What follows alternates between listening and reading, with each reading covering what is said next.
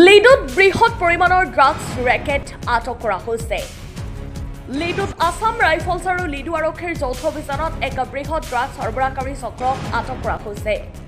জানিব পৰা মতে প্ৰথমে আছাম ৰাইফলৰ দলটোৱে ড্ৰাগছসহ জাকুনৰ মনুস্কৰ আৰু পাৰ্বতীপুৰৰ জেমুৰাক হাতে লুটে আটক কৰে। সোধপোছৰ সময়ত তেওঁলোকে চক্ৰটোৰ আন কেইবাজনো ডাঙৰ সৰবৰাহকাৰীৰ নাম প্ৰকাশ কৰিছে।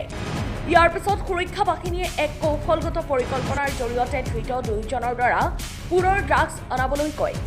নিৰ্দিষ্ট স্থানত ড্ৰাগছ লৈ আহুতি আৰক্ষীয়ে তৎক্ষণাত অভিযান চলাই জাকুন বজাৰৰ ঝুমাথৰ আৰু দীপন ৰজাকো আটক কৰিবলৈ সক্ষম হয়।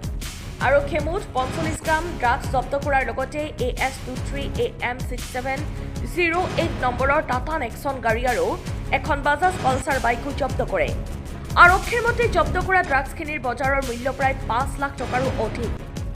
মাৰ্ঘেৰিটাৰ পৰা অভিজিত কাকতৰ ৰিপৰ্ট, অসম নিউজ লাইভ।